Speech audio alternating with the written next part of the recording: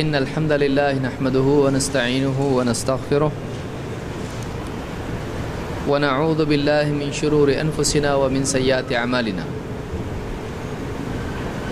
من يهده الله فلا مضل له ومن يضلل فلا هادي له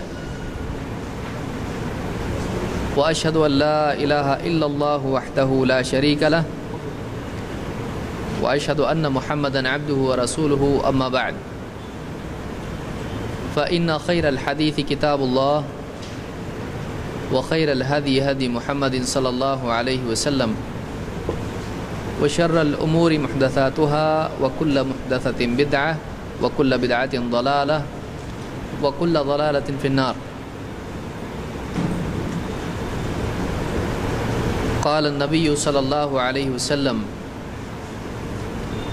من يرد الله به خيرا يفقه في الدين.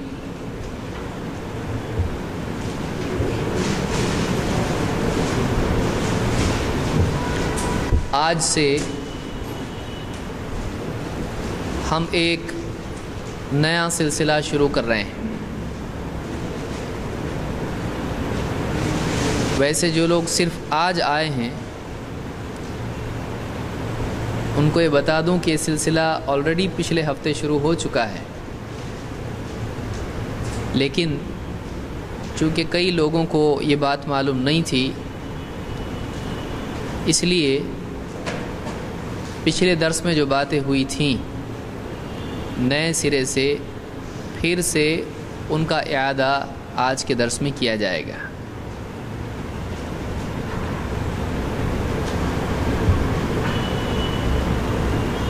اس کورس میں ہم کیا دیکھنے والے ہیں؟ پہلے ہم کو یہ معلوم ہونا چاہیے کہ پڑھنے والے کیا ہیں. ہمارے کورس کا عنوان ہے فقہ کے بعض اصول.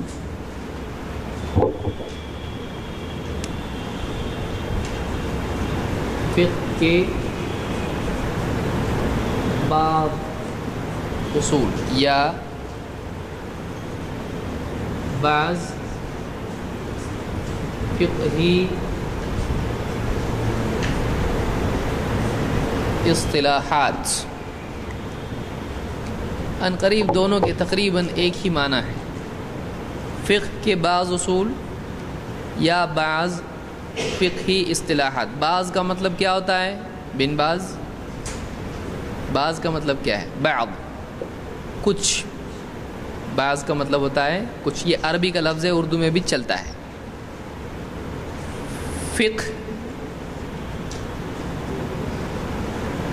فقہ ہے یا فقہ ہے؟ ہاں دیکھیے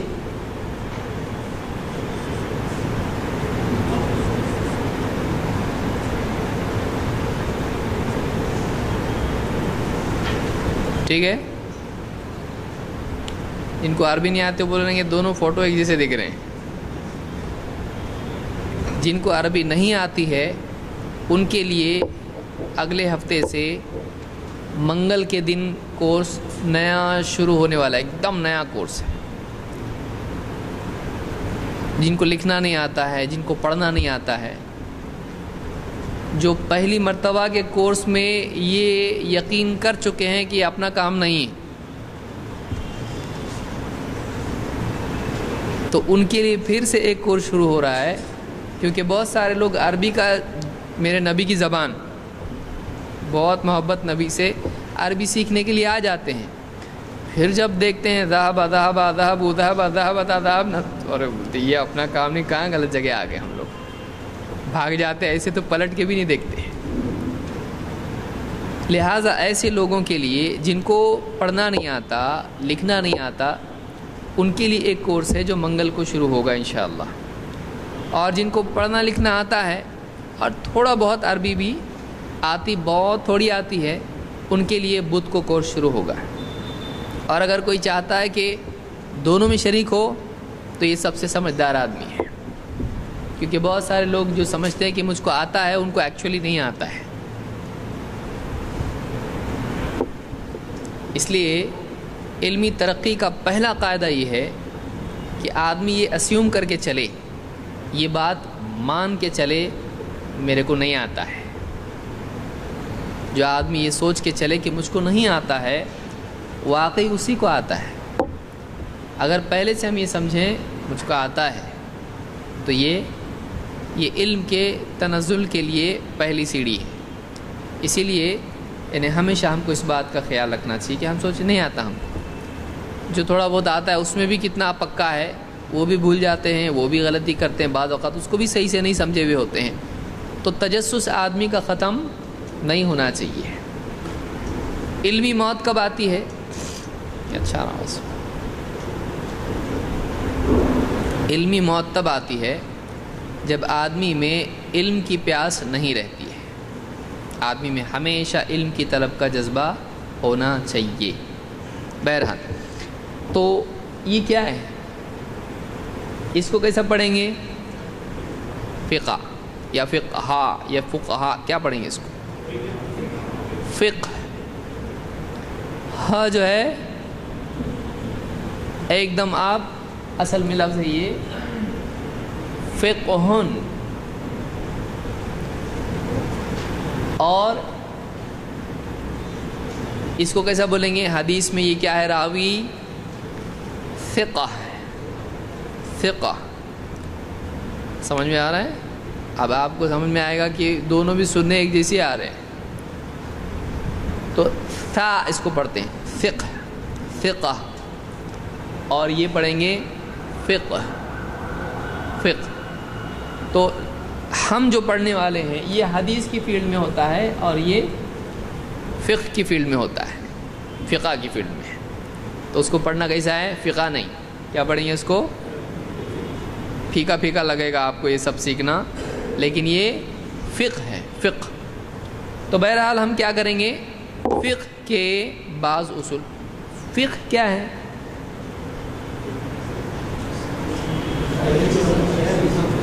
گہری سمجھ۔ کس چیز کی؟ دین کی گہری سمجھ کو فقہ کہتے ہیں۔ جیسے اللہ کے نبی صلی اللہ علیہ وسلم نے فرمایا من یرد اللہ بہ خیرا یفقہہ فی الدین۔ حدیث کے الفاظ کیا ہیں؟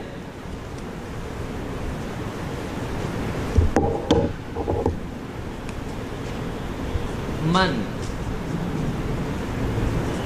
یرد اللہ بہ خیرا یفقہہ فی الدین، جس کے ساتھ ارادہ کرتا ہے اللہ بھلائی کا، یفقہہ اس کو گہری سمجھ دیتا ہے، فی الدین دین میں۔ سمپل۔ تو یہاں پر یہ جو لفظ آیا ہے یفقہہ، تو اس میں لفظ بنا ہوا ہے فقہ، کہ جس کے ساتھ اللہ تعالیٰ بھلائی کا ارادہ کرتا ہے اس کو اللہ تعالیٰ کیا دیتا ہے؟ پیٹرو ڈالر، مال، جمال، اس کو دین کی گہری سمجھ عطا فرماتا ہے۔ یہ معلوم ہوا کہ دین میں گہری سمجھ کا ملنا انسان کو دنیاوی چیزوں کے ملنے سے زیادہ بہتر ہے، اس لیے کہ دنیاوی چیزوں پر جنت جہنم کا فیصلہ ہوتا ہے نہیں۔ دنیاوی چیزوں سے ایک آدمی کے پاس پیسہ آ گیا، اب اس کو معلوم پڑے گا حق کیا ہے باطل کیا ہے، لیکن اس کے پاس اگر دین کی گہری سمجھ آ جائے اب اس کو سمجھنے لگے گا صحیح کیا ہے اور غلط کیا ہے۔ تو زندگی میں سب سے اہم چیز یہ ہے کہ انسان کو حق اور باطل کا فرق سمجھ میں آئے، اس لیے کہ دنیا اتنی کنفیوزنگ ہے اور حق اور باطل کے اعتبار سے اتنا معاملہ پیچیدہ لگتا ہے بعض اوقات کہ کئی لوگ گمراہ ہو جاتے ہیں، کئی لوگ حق کی طلب کے باوجود گمراہ ہو جاتے ہیں۔ کیوں؟ اس لیے کہ ان کے پاس طلب ہے لیکن ان کے پاس صحیح سلیقہ نہیں ہے فرق کرنے کا۔ حق ان کے پاس آ کے سامنے سے گزر جاتا ہے، پہچان نہیں پاتے ہیں، باطل حق کے روپ میں آتا ہے اس کو گلے لگا لیتے ہیں. تو یہ وجہ ہے کہ ایک آدمی گمراہ ہو جاتا ہے. تو یہ بات جو ہے حدیث میں آئی ہے کہ اللہ جس کے ساتھ خیر کا ارادہ کرتا ہے اس کو دین میں گہری سمجھ عطا فرماتا ہے. تو معلوم ہوا. اب یہ بات بتائیے کہ اس حدیث کی روشنی میں ایک بات سامنے آتی ہے کہ فقہ اچھا ہے یا برا ہے؟ ہاں اچھا ہے. اچھا ہے. تو فقہ ایک اچھی چیز ہے. کون سا فقہ؟ اگر ایک آدمی مثال کے طور پر آپ سے کہے کہ قرآن میں اللہ تعالیٰ نے فرمایا قد افلح المؤمنون الذین هم فی صلاتهم خاشعون، ایمان والے کامیاب ہو گئے وہ جو اپنی نماز میں سکون اختیار کرتے ہیں. اور کہا کہ اس سے ثابت ہوتا ہے نماز میں سکون ہونا چاہیے. لہٰذا آپ رکوع سے پہلے، رکوع کے بعد اور اتحیات سے اٹھ کے جو رفع الیدین کرتے ہو یہ سکون کے خلاف ہے.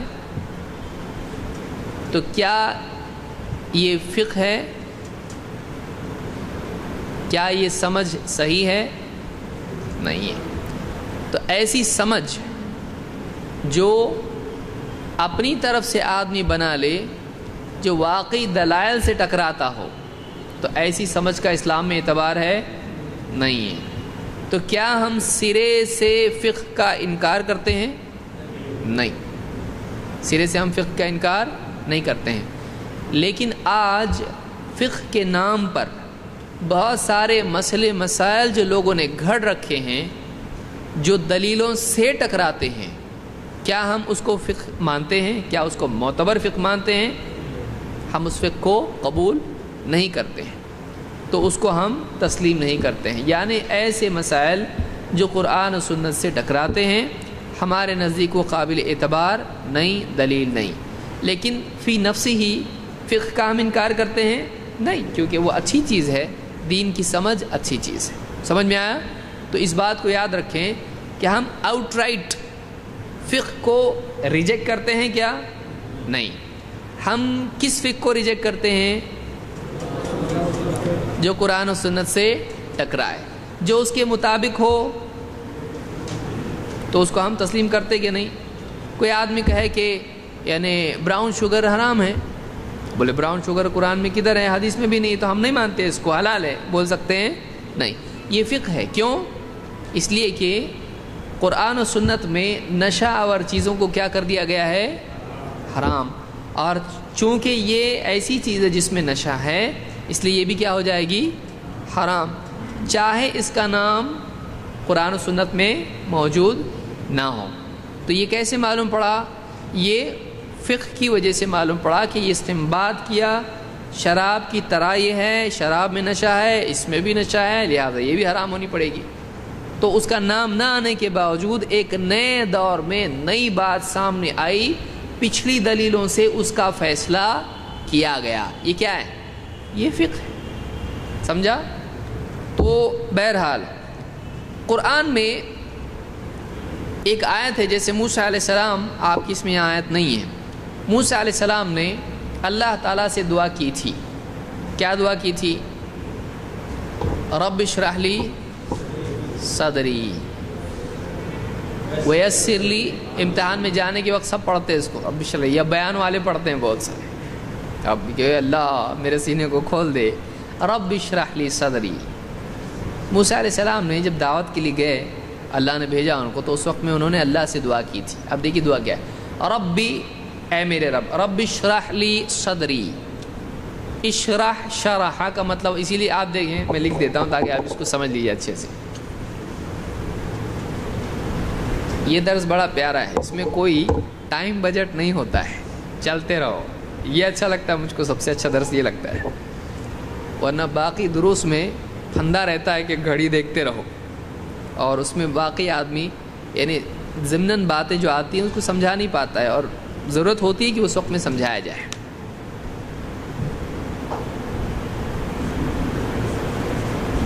رب اشرح لی صدری ویسر لی امری واحلل عقدۃ من لسانی یفقہوا قولی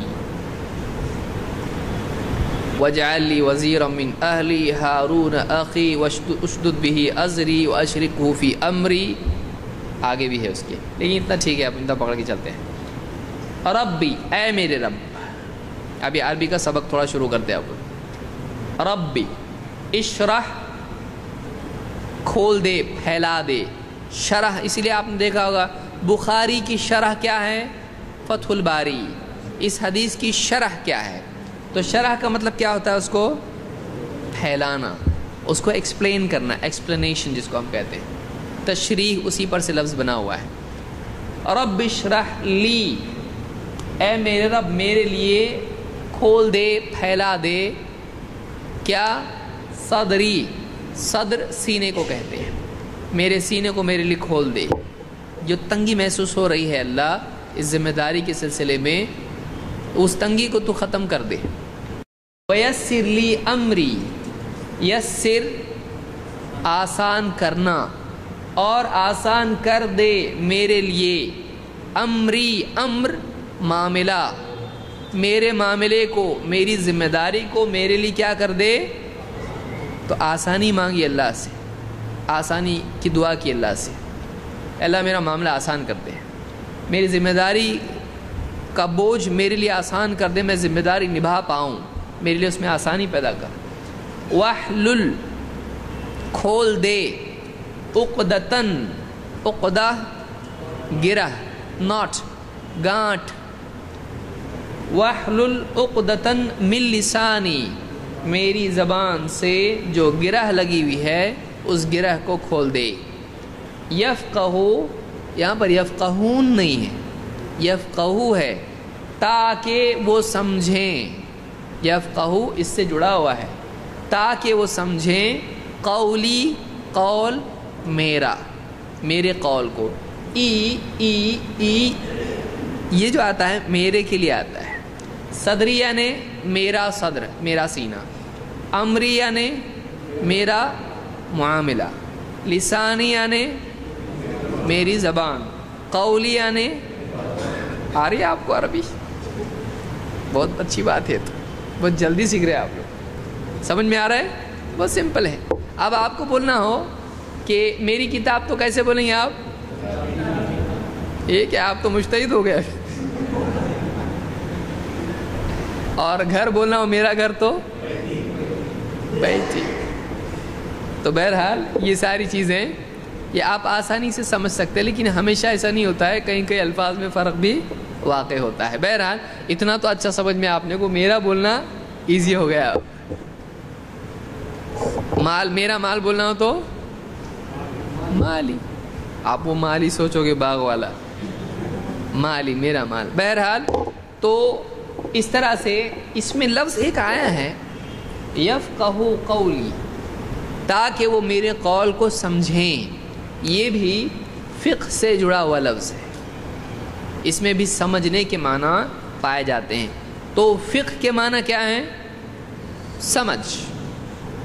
لیکن جب ہم دین کی خاص چیزوں کے بارے میں بات کرتے ہیں، دین میں مسئلے مسائل کے سلسلے میں جب بات کرتے ہیں، تو اس میں دین کی گہری سمجھ کے لیے آتا ہے. دین کی گہری سمجھ، اس کو کیا کہتے ہیں؟ فقہ. سمجھا اتنا؟ فقہ کی تعریف کیا ہے؟ اور اس سے پہلے یہ کہ فقہ کی تعریف پہلے دیکھتے ہیں، اس کے بعد ہم آگے بڑھیں گے، اصول فقہ دیکھیں گے. ہم بنیادی طور پر فقہ کے معنی سمجھ کے ہیں، اور اس کا تعلق کس سے ہے؟ دین سے. حدیث میں کیا ہے کہ من یرید اللہ بہ خیرا یفقہہ فی الدین. معلوم ہے فقہ دین میں ہونا یہ اللہ کی نعمت ہے. صحیح ہے؟ ایک آدمی کو دین کی گہری سمجھ ملنا، تو یہاں یہ بتائیے کہ فقہ کا تعلق مسئلے مسائل سے ہوتا ہے یا عقیدے سے ہوتا ہے؟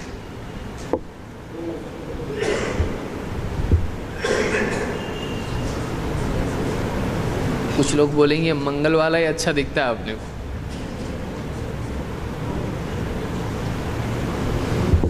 سوچنے میں خرچہ نہیں آتا ہے.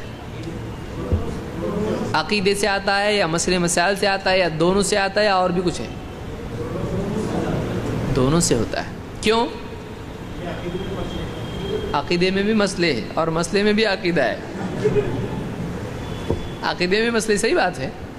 آپ اقبال کیلانی کی کتاب دیکھیں یا علماء کی دوسری کتابیں دیکھیں، اس میں مسئلہ اور بعض اوقات عقیدے کا بھی مسئلہ. مسئلہ کا مطلب کیا ہے؟ سوال. تو سوال آپ کس بارے میں پوچھتے؟ خالی فقہ کے پوچھتے ہیں کہ حلال حرام؟ عقیدے کا بھی تو پوچھتے نا. تو مسئلہ اس کو کہا جا سکتا ہے. لیکن جو ہمارے یہاں پر جو دو تقسیم ہوئی ہے، ایک عقائد اور ایک اعمال، جیسے نماز، روزہ، حج، زکوٰۃ اور تجارت کے اصول، نکاح، طلاق اور اس کے علاوہ لین دین، جائیداد، یہ سارے عقائد کے مسائل ہیں. کیا یہ عقائد ہے نا کہ نہیں ہے؟ پہلے تو بولو یہ عقائد ہے کہ نہیں ہے. کیا یہ عقائد ہیں؟ عقائد نہیں ہے. یہ عقائد اعتقادی مسائل نہیں ہیں، یہ عملی مسائل ہیں. ان میں عمل کرنا پڑتا ہے. لیکن اللہ ایک ہے، محمد صلی اللہ علیہ وسلم اللہ کے رسول ہیں، آخرت کا دن، قیامت کا دن، اس میں کیا ہونے والا ہے، مرنے کے بعد کیا ہوتا ہے، یہ سارے کون سے معاملات، مسائل ہیں؟ عقائد کے مسائل ہیں. تو فقہ کا تعلق عقائد کے معاملات سے ہے یا اعمال کے معاملات سے؟ کیسے؟ آپ کے دل میں آیا تو کچھ بھی بولو گے آپ. دونوں سے کیسے؟ کیا دلیل ہے آپ کے پاس؟ گھر پہ چھوڑ کے آیا ایسا بول سکتے آپ؟ دلیل ہے لیکن گھر پہ چھوڑ کے آیا. آپ کو معلوم ہے؟ ابھی آپ بولے سب، ابھی آپ سب لوگ بولے ہو دلیل اس کی. ہاں دیکھیے، بعض اوقات معلوم ہوتا ہے لیکن معلوم نہیں ہوتا ہے کہ معلوم ہے. سمجھا؟ نہیں معلوم. من یرد اللہ بہ خیرا یفقہہ فی الدین. اللہ جس کے لیے خیر کا ارادہ کرتا ہے اس کو دین کی فقہ عطا فرماتا ہے. دین میں عقائد آتے ہیں یا اعمال؟ تو فقہ میں دونوں آئیں گے، ایک آئے گا. تو آپ کو نہیں معلوم، یہ معلوم لیکن نہیں معلوم کہ معلوم. ٹھیک ہے، تو ایک بات سمجھ میں آ گئی کہ فقہ کا تعلق عقائد سے بھی ہوتا ہے اور اعمال سے بھی ہوتا ہے. لیکن بعد کے دور میں ایسا ہو گیا کہ اسی لیے بعض علماء نے کیا کہا ہے کہ واقعی فقہ کا لفظ استعمال کرنا جو لائق ہے وہ عقیدہ کے لیے ہے. اس لیے کہ اصل سمجھ یہی ہے. اصل سمجھ دین میں کیا ہے؟ توحید کا سمجھنا اور آخرت کا سمجھنا وغیرہ وغیرہ یہ چیزیں جو زندگی کی دین کی اہم ترین چیزیں ہیں، اس کا سمجھنا زیادہ ضروری ہے. ورنہ آدمی توحید کی بجائے شرک پر جیے اور نمازیں پڑھتا رہے، اس نے کیا سمجھا؟ سمجھ رہے ہیں؟ تو اصل فقہ جو ہے یہ کس کا ہے؟ یہ تو عقیدے میں. اسی لیے بعض علماء نے کہا الفقہ الاکبر یہ توحید ہے. توحید کیا ہے؟ الفقہ الاکبر ہے، سب سے بڑا فقہ توحید ہے. اور آپ کو دلائل سمجھنے پڑتے ہیں نا اس میں. عقیدے میں دلائل سمجھنے نہیں پڑتے ہیں. عقیدے میں آپ کو سمجھ میں آنا چاہیے کہ واقعی کیا بات ہے، اس کا کیا مطلب ہے. تو عقیدے کی جو آیتیں ہیں، جیسے آپ مثال کے طور پر آپ اس کو مثال سے سمجھو کہ قرآن میں اللہ تعالیٰ نے فرمایا بل یداہ مبسوطتان ينفق کیف یشاء. اللہ کے دونوں ہاتھ پھیلے ہوئے ہیں جیسا چاہتا ہے خرچ کرتا ہے۔ بندوں پہ کون خرچ کرتا ہے رزق؟ اللہ رب العالمین۔ اللہ نے کیا فرمایا؟ اس کے دونوں ہاتھ پھیلے ہوئے ہیں، جیسا چاہتا ہے بندوں پر خرچ کرتا ہے۔ اب ایک آدمی اس سے یہ مطلب لے کہ اچھا اللہ کو بھی ہاتھ ہے تو اللہ کے ہاتھ ہماری طرح ہوں گے، تو کیا ہے صحیح سمجھ ہے؟ لیکن اس آیت کے ساتھ ایک آدمی نے دوسری آیت جوڑی، لیس کمثلہ شیء، اللہ کی طرح کچھ بھی نہیں ہے، تو کہا کہ ہاں اللہ کے ہاتھ پھیلے ہوئے ہیں، وہ خرچ کرتا ہے بندوں پر، لیکن اللہ کے ہاتھ بندوں کی طرح نہیں ہے، کیونکہ قرآن میں اللہ نے کیا فرمایا؟ اللہ کی طرح کچھ نہیں ہے۔ تو اس کو یہ سمجھنا چاہیے کہ نہیں چاہیے؟ بہت سارے لوگ آیت پڑھتے ہیں کہ نحن اقرب الیہ من حبل الورید، کہ ہم بندے کی شہرگ سے قریب ہیں، اس کو غلط طور پر سمجھتے اور یہ اس سے دلیل لیتے ہیں اللہ ہر جگہ ہے۔ وَهُوَ مَعَكُمْ أَيْنَمَا كُنْتُمْ، تم جہاں کہیں ہو اللہ تمہارے ساتھ ہے۔ آیت کو غلط طور سے سمجھتے ہیں اور کہتے اس سے ثابت ہوتا ہے کہ اللہ ہر جگہ ہے۔ تو اس نے اس آیت کو کیا کیا؟ غلط سمجھا، اور اس کے نتیجے میں عقیدہ کیا ہوا؟ تو معلوم ہوا کہ فقہ کا تعلق اگر واقعی دیکھا جائے تو نہ صرف اعمال سے ہے، بلکہ فقہ کا تعلق عقیدے سے بھی ہے، زیادہ لائق ہے کہ عقیدے سے اس کو جوڑا جائے۔ اس کی ایک اور دلیل یہ ہے، ایک تو دلیل کیا ملی آپ کو؟ فقہ کا تعلق عقیدے سے بھی ہے، اس کی دلیل کیا ہے؟ من یرید اللہ بہ، تو دین کی سمجھ دیتا ہے، تو دین میں ایمان بھی آتا ہے اور کیا عمل آتا ہے اور ایمان نہیں آتا دین میں۔ شرع لکم من الدین ما وصی بہ نوحا، اللہ نے کہا نا تم کو وہی دین دیا جو نوح کو دیا۔ تو شریعتوں کا فرق ہوا، لیکن دین ایک ہی ہے سب نبیوں کا، عقائد سب کے سیم ہیں۔ تو ایک بات یہ معلوم ہوئی کہ فقہ میں عقیدہ بھی آتا ہے، یہ حدیث سے ثابت ہوا۔ دوسری بات،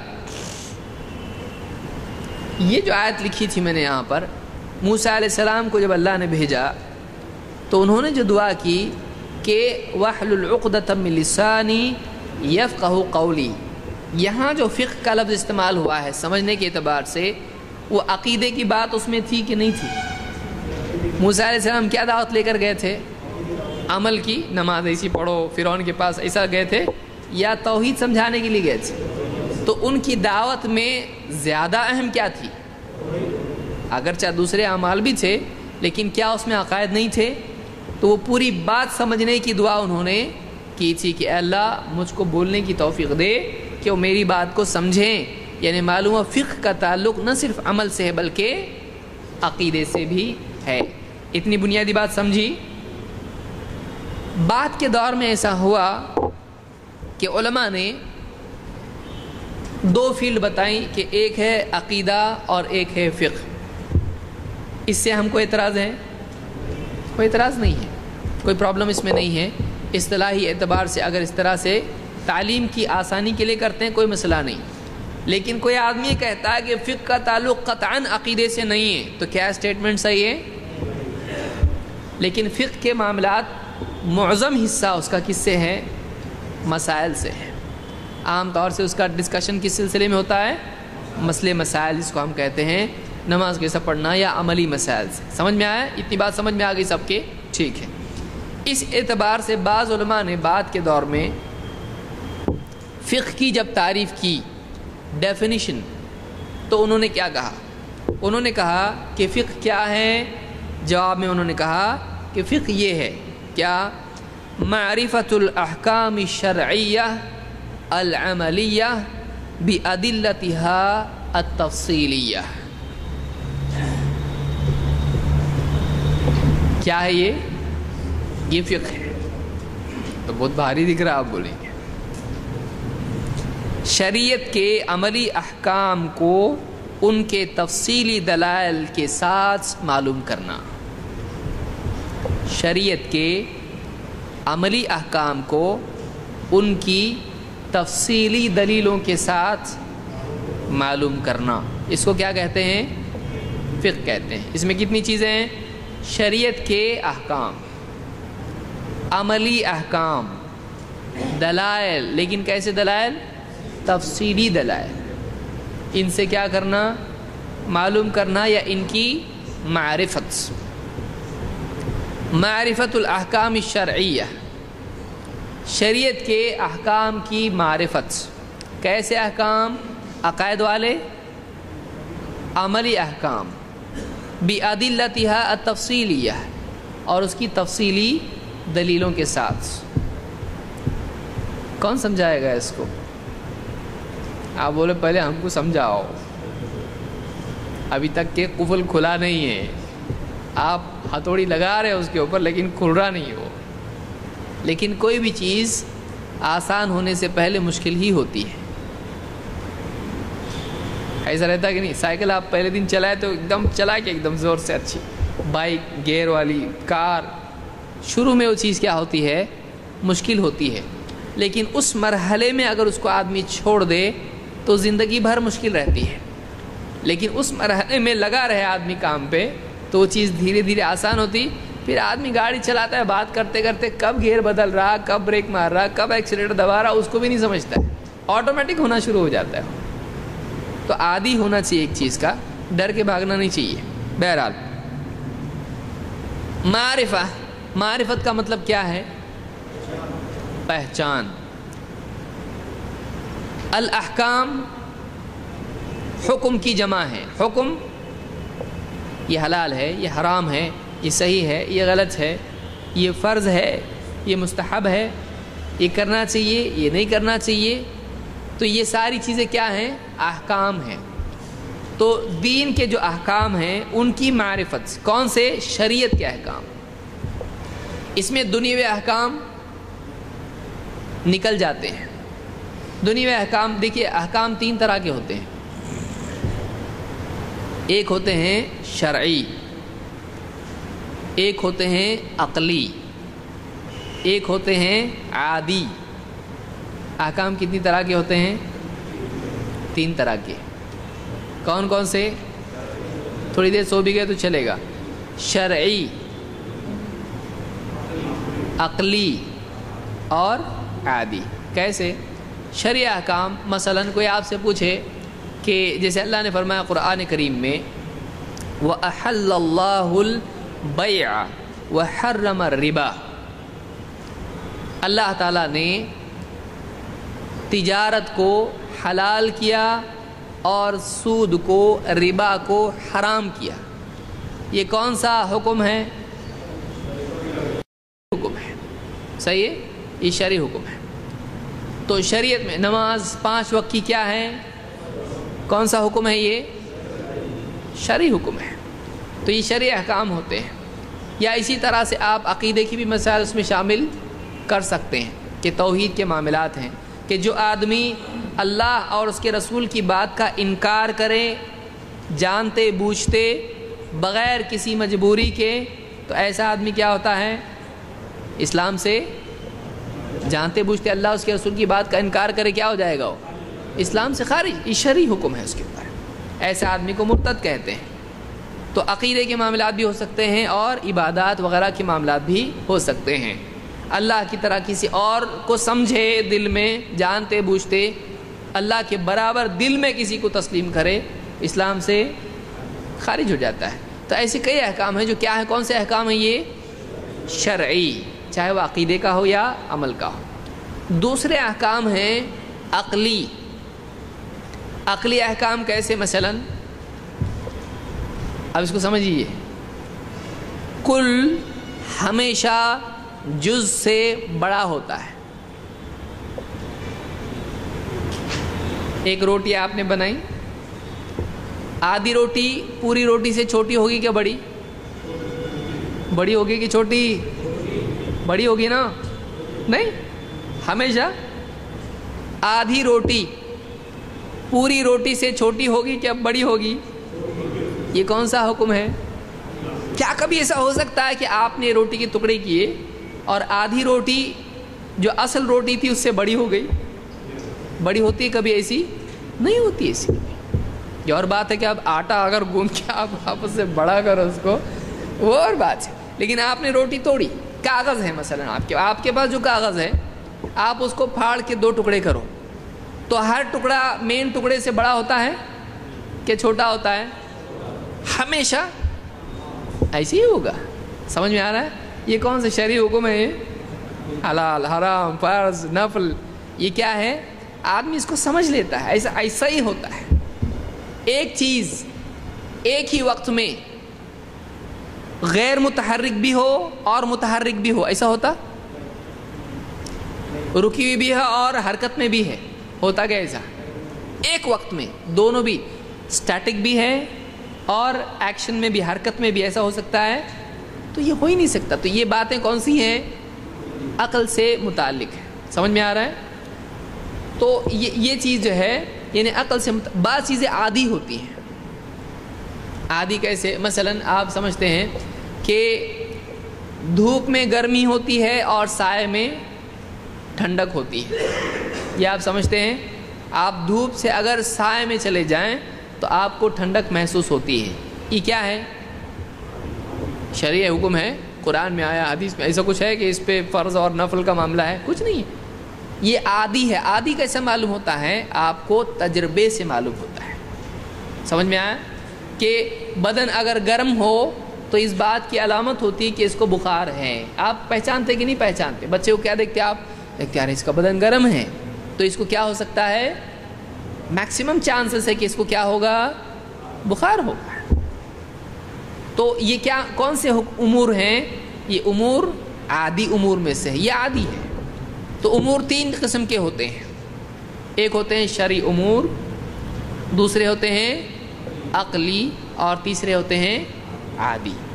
تو یہاں پر ہم کس بارے میں گفتگو کر رہے ہیں؟ ہم اس میں بولیں گے کہ دھوپ کیسی ہوتی ہے، سورج کیسا ہوتا ہے، چاند کیسا، اس بارے میں ہم کو بات نہیں کرنا ہے. نہ عقلی امور پہ ہم بات کریں گے کہ 1 اور 1 3 ہوتے ہیں، بولیں گے ہم یہاں پہ. کوئی آدمی بولتا ہے اس کو 1 اور 1 کتنے ہوتے ہیں؟ 2 ہی ہوتے ہیں. تو یہ حساب کے امور ہیں، یہ میتھمیٹکس کے امور ہیں. تو یہاں پر جو تعریف ہے اس کی، معرفت الاحکام الشرعیہ، شرعی احکام کی معرفت. تو فقہ میں کون سے احکام آئیں گے؟ باقی سب ہم لوگ دیکھیں گے. چاند کے بارے میں، سورج کے بارے میں، حساب کے بارے میں وغیرہ وغیرہ ہم نہیں دیکھیں گے. ہم صرف دیکھیں گے شریعت کے احکام. العملیہ، عملی احکام. اس سے عقیدے کے احکام ہم اس میں لیں گے. وہ ہم الگ، عقائد کی کتابیں علماء نے الگ سے لکھی اور بعد کے دور میں فقہ کی کتابیں الگ سے لکھی گئی. کبھی کبھی اس میں وہ بات آ جاتی ہے، اس میں یہ بات آ جاتی ہے. لیکن لوگوں کی سہولت کے لیے علماء نے کیا کیا؟ عقائد کی کتاب الگ رکھیں اور احکام کی یا مسائل کی کتابیں یا فقہ کی کتابیں الگ رکھیں. حدیث کی کتابوں میں بھی 2 طرح کی کتابیں آپ کو ملیں گی. ایک وہ کتابیں جس میں دونوں جمع ہو جاتے ہیں، اور ایک وہ کتابیں جن میں دونوں الگ ہو جاتے ہیں. مثال دے سکتے ہیں آپ؟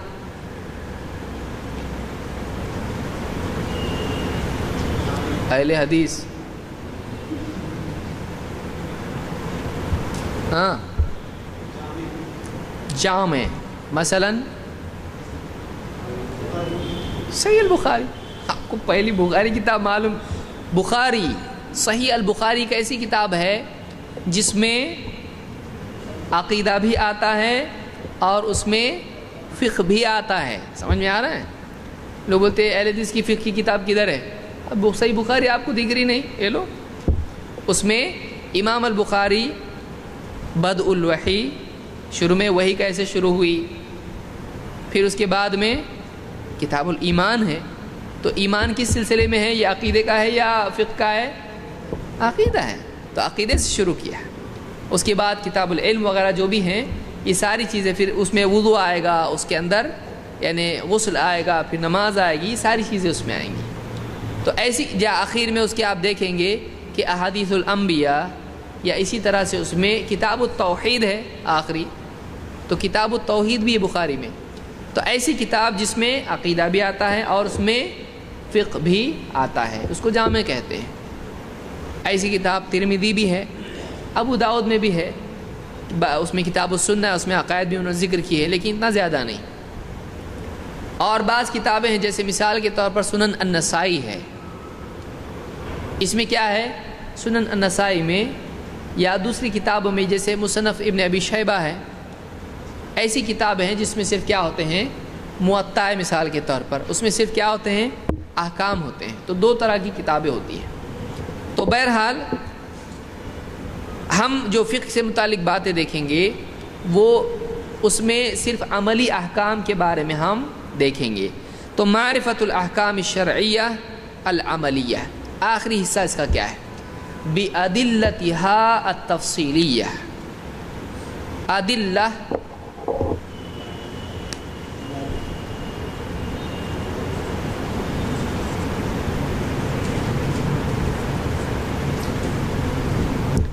ادلہ کیا مطلب اس کا، ادلہ کیا ہے، کچھ تو رہے گا، آپ لوگ بول رہے ہیں. ادلہ کس کی جمع ہے، دلائل کی یا دلیل کی، اور دلائل کس کی جمع ہے، دلیل کی جمع. اس کو آپ دلائل بھی بول سکتے ہیں اور ادلہ بھی بول سکتے ہیں. ٹھیک ہے.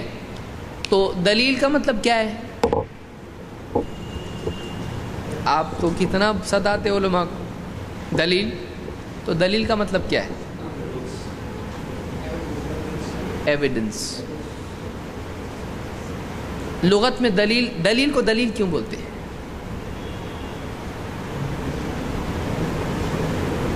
دلیل کا مطلب کیا ہوتا ہے، اصول.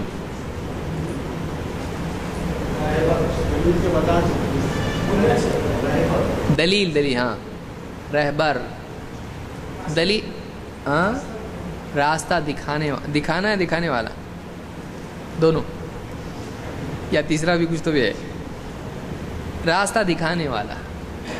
دلیل کا مطلب ہوتا ہے رہبر یا علامت. وَجَعَلْنَا الشَّمْسَ عَلَيْهِ دلیلا. تو سورج کو اللہ تعالیٰ نے دلیل بنایا ہے. تو جو چیز کسی چیز کی علامت ہو یا رہبر ہو، آپ راستے میں دیکھیے جائیں گے تو آپ کو ملے گا یہ دلیل ہے، یہ راستہ آپ کو بتائے گا. ہادی بھی اس کو کہتے ہیں، لیکن دلیل بھی اس کو کہا جاتا ہے. تو راستہ بتانے والا یا کسی چیز کے اوپر گواہ کی طرح، یا اس کے لیے ایک علامت، نشانی، اس کو دیکھ کے سمجھا جائے، کوئی چیز اس سے جڑی ہوئی ہو، تو ایسی چیز کو کیا کہتے ہیں، دلیل. تو تفصیل کس کو کہتے ہیں، بعض اوقات الفاظ ہم اتنے زیادہ استعمال کرتے ہیں کہ اس کا میننگ ہی معلوم نہیں ہوتا ہے.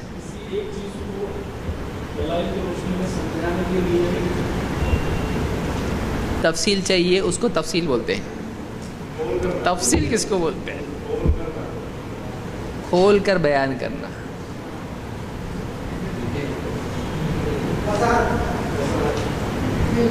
کچھ لوگوں کو نہیں سمجھے گا. ہاں، وضاحت. تفصیل کا لفظ کہاں سے آیا ہے،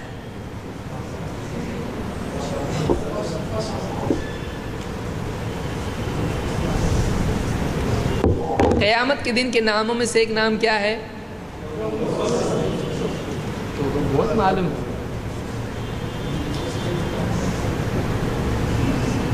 یوم الفصل. کیا کریں گے آپ، وہاں جا کے فصل کاٹیں گے. فصل کیوں بولتے ہیں اس کو، فصل آپ بولتے کتنا فاصلہ ہے، ڈسٹنس، الگ ہونے کے اعتبار سے لفظ ہے. تو فصل کا مطلب ہوتا ہے الگ کرنا، الگ کرنا. فصل یعنی الگ الگ. یوم الفصل اس کو اس لیے بولتے ہیں کہ اس دن اچھے اور برے کیا کر دیے جائیں گے، الگ. تو اچھے اور برے، صحیح اور غلط، حق اور باطل میں فرق کرنا، یا چیزوں کو ان کی کیٹیگری کے اعتبار سے الگ الگ کرنا. تو اس اعتبار سے کیا کہتے ہیں اس کو، تفصیل. تفصیل پھیلانا، الگ الگ کرنا، ڈیٹیل جس کو ہم بولتے ہیں. تو تفصیل اس معنی میں بھی استعمال ہوتا ہے. تو واقعی تفصیل کیا ہے؟ الگ الگ فصلہ سے ہے، فصلناہ تفصیلا قرآن میں آیا ہے. تو چیزوں کو الگ الگ کرنا اور ان کو پھیلانا اور اس طرح سے ڈیٹیل ان کی کرنا، ایک ساتھ سب جڑے ہوئے ہوں تو اس کو پھیلا دینا، اس کو تفصیل کہتے ہیں. اور ہمارے یہاں پر بہت لمبا کرنا اس کو بھی کیا بولتے ہیں؟ بہت تفصیل سے سمجھایا، سر دکھ رہا ہے، اتنا ایک بات کو اتنا لمبا کیے یہاں پہ. تو یہ تفصیل اس کو بھی بولتے ہیں، ڈیٹیل کو جس کو ہم بولیں گے.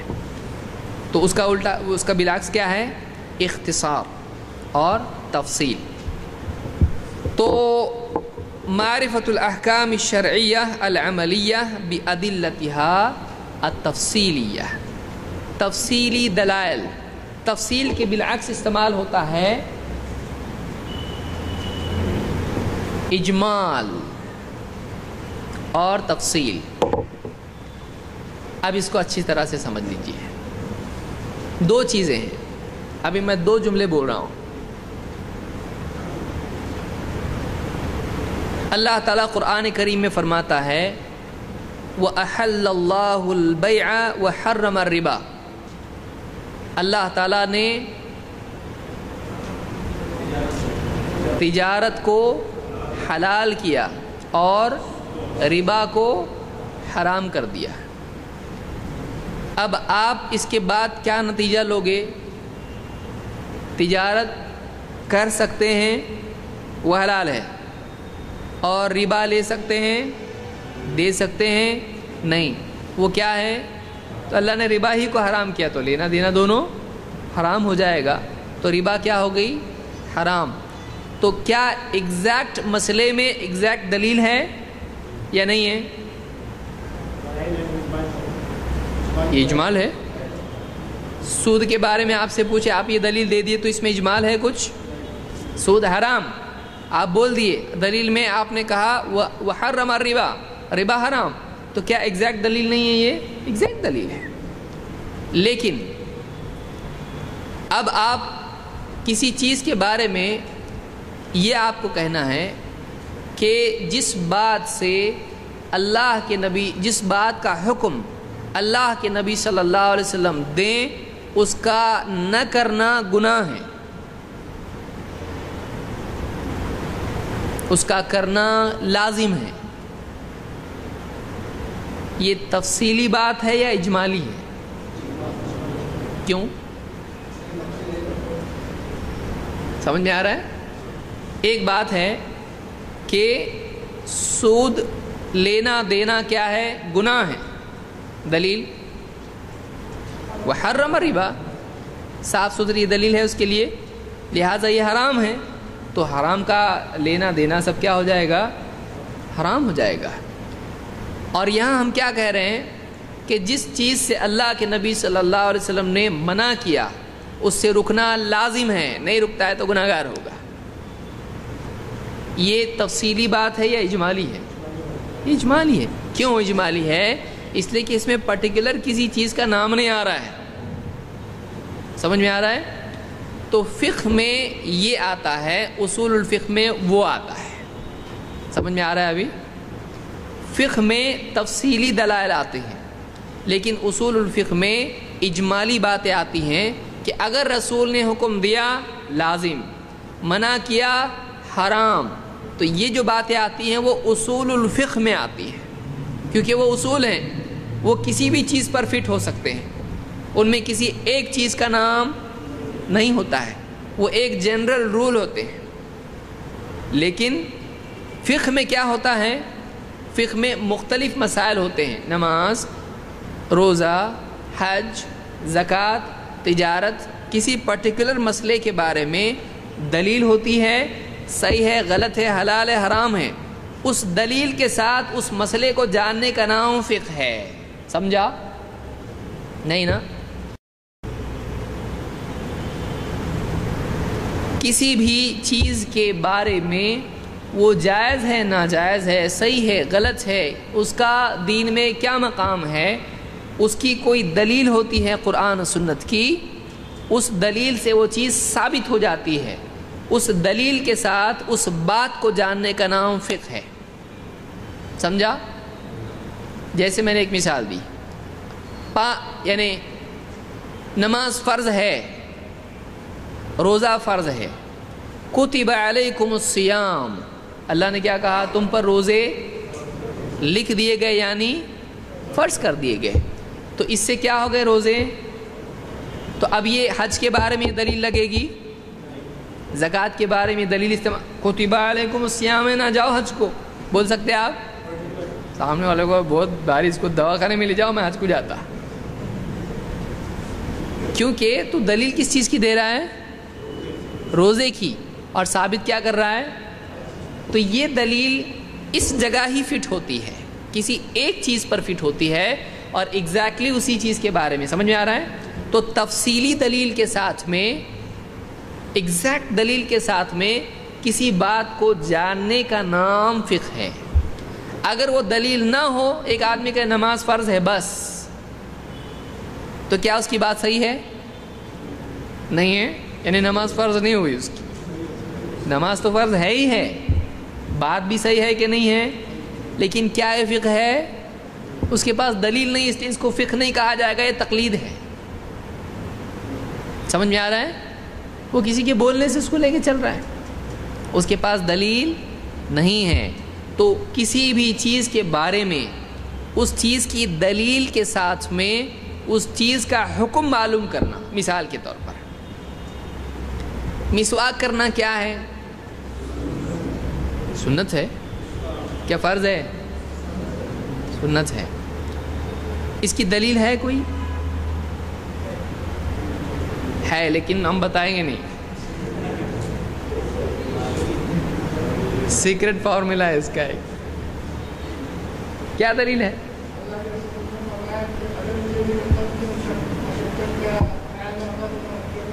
بالکل صحیح. لولا ان اشق علی امتی لامرتهم بالسواک عند کل صلاۃ. بخاری وغیرہ نے اس کو روایت کیا ہے. اگر مجھے اپنی امت پر مشقت کا، تنگی کا، تکلیف کا ڈر نہیں ہوتا تو میں انہیں ہر نماز کے وقت مسواک کا حکم دیتا. حکم دیتا. کیوں نہیں دیے؟ کیا تکلیف ہوگی؟ مسواک میں کچھ پوائزن ہے؟ کیا ہے؟ بار بار نہیں، کب حکم دیتا کہ کب کرو؟ تو یہ تنگی ان کے لیے ہو جائے گی. وہ ہر نماز کے وقت کر پائیں گے، اور نہیں کر پائے تو کیا ہو جائے گا؟ لہٰذا میں حکم ان کو. لیکن وہ چیز اہم ہے، ثابت ہوئی. کیوں؟ آپ صلی اللہ علیہ وسلم کیا کرتے تھے؟ مسواک کرتے تھے. جب بھی گھر میں آتے پہلی چیز کیا کرتے تھے؟ مسواک. رات میں اٹھتے تھے سب سے پہلی چیز کیا کرتے تھے؟ یعنی نبی کا عمل ہے، لیکن آپ نے حکم دینے سے پرہیز کیا. کیوں؟ تاکہ یہ فرض نہ ہو جائے. فرض ہو گیا تو کر نہیں پائیں گے تو گناہ گار ہو جائیں گے. لہذا وہ فرض نہیں ہے، اور وہ کیا ہے؟ سنت ہے، کیونکہ آپ کرتے تھے. سمجھا؟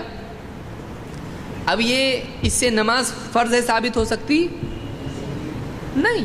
یہ کس بارے میں ہے؟ صرف. تو اس دلیل کے ساتھ جب ہم نے کہا مسواک کرنا سنت ہے، دلیل یہ ہے، تو اب ہم نے کیا کیا؟ مسواک کا حکم فرض ہے، سنت ہے، کیا معلوم پڑا ہم کو، اور اس کی دلیل ہے.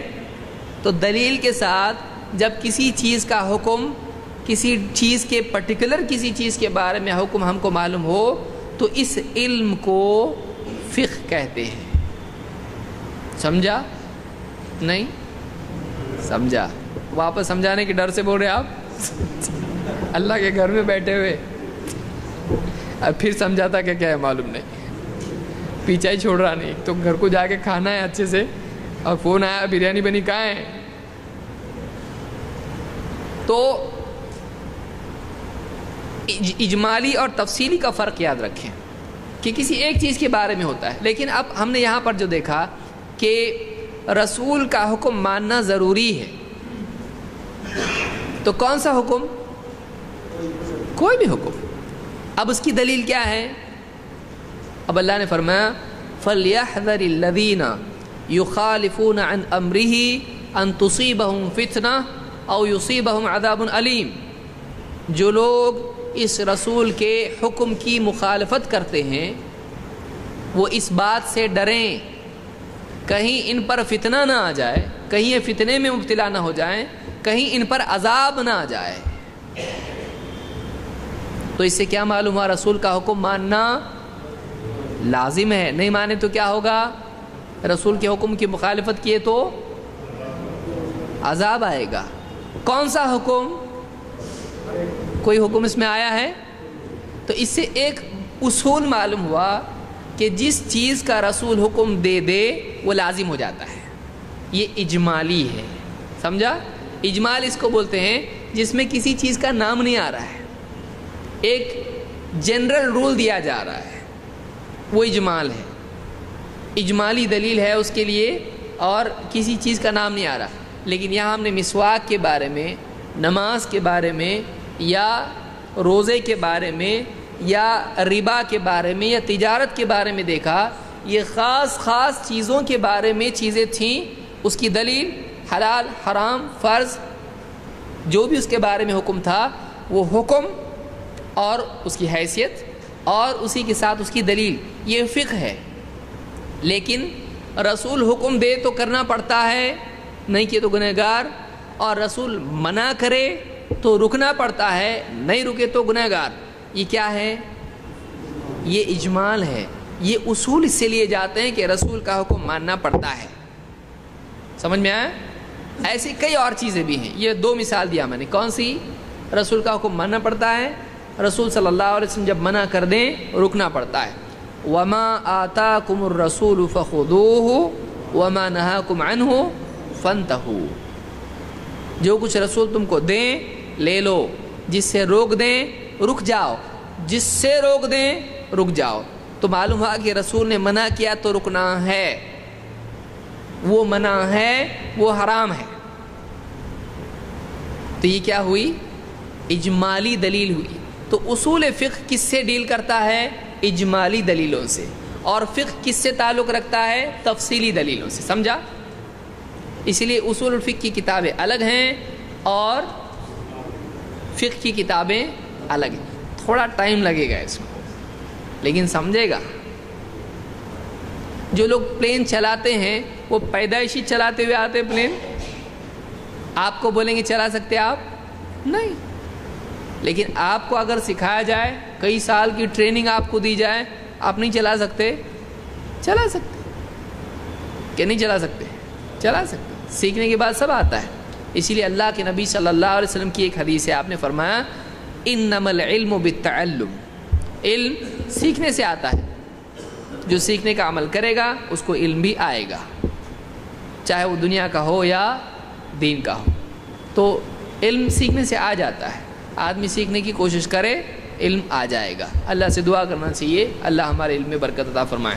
تو ہم نے دو باتیں آج دیکھی کہ ایک ہے اجمالی دلائل اور ایک ہے تفصیلی. تو فقہ کا تعلق تفصیلی سے ہے یا اجمالی سے ہے؟ تفصیلی سے. اور اصول الفقہ کا تعلق کس سے ہے؟ وہ کسی خاص مسئلے سے بحث نہیں کرتا. اصول الفقہ وہ جنرل رول بتا دیتا ہے، یہ ایسا کیے تو فرض ہوتا ہے، کیا فرض ہے کیا فرض نہیں ہے، یہ اصول فقہ میں آئے گا یا فقہ میں آئے گا؟ Simple questions. اب اس کو ہم تھوڑا اور سمجھنے کی کوشش کرتے ہیں کہ کیا فرض ہے کیا فرض نہیں ہے، کون سی چیز دین میں فرض ہے، اس کا تعلق فقہ سے یا اصول فقہ سے ہے. اور ایک چیز فرض کب ہوتی ہے، اس کا تعلق فقہ سے ہے یا اصول فقہ سے. سمجھا؟ کون سی چیز ناسخ ہے، کون سی چیز منسوخ ہے، کون سی چیز ناسخ ہے، اس کا تعلق کس سے ہے؟ کوئی چیز منسوخ کب ہوتی ہے، اس کا تعلق کس سے ہے؟ اصول فقہ. کس چیز پر اجماع ہو چکا ہے، اس کا تعلق کس سے ہے؟ اجماع کب ہوتا ہے، اجماع کس کو کہتے ہیں، اس کا تعلق کس سے ہے؟ اصول فقہ سے. سمجھ میں آیا؟ کیا چیز مطلق ہے، کیا چیز یعنی مقید ہے، اس کا تعلق کس سے ہوتا ہے؟ اب یہ آپ کو پہلے بولیں گے آپ مطلق کس کو بولتے ہیں، مقید ہی نہیں معلوم تو ہم بولیں گے کیا. تو یہ کہاں آتا ہے؟ یہ اصول فقہ میں آتا ہے. مختلف دلیلوں سے کیسے فیصلہ لیا جاتا ہے یہ اصول الفقہ میں ہوتا ہے کہ اس کے کیا رولز ہیں، اس کے کیا رول ہیں، اصول ہیں، اور کیا مسئلہ اس کا سٹینڈ اسلام میں کیا ہے۔ نماز فرض ہے، روزہ فرض ہے، حج فرض ہے اور نفل بھی ہوتا ہے، عمرہ بھی ایسا ہوتا ہے، اس میں یہ حکم ہے۔ مستقل چیزوں کے بارے میں ایک ایک چیز کی حیثیت بتانا یہ فقہ میں ہوتا ہے، لیکن جنرل رولز جو ہوتے ہیں وہ کس میں آتے ہیں؟ سمجھ میں آ گیا اتنا؟ تو یہ میں سمجھتا ہوں کافی ہے آپ کے لیے، قابل برداشت اتنا ہی ہے۔ اگلے درس میں ہم اس کو تھوڑا سا اور ریپیٹ کریں گے اور اصول اور فروع میں فرق دیکھیں گے، پھر احکام کی قسمیں دیکھیں گے، تکلیفی اور وضعی کیا ہے۔ اگلے درس میں تفصیلی طور پر ہم آگے بڑھیں گے انشاءاللہ۔ اقول قولی ھذا واستغفر اللہ لی ولکم۔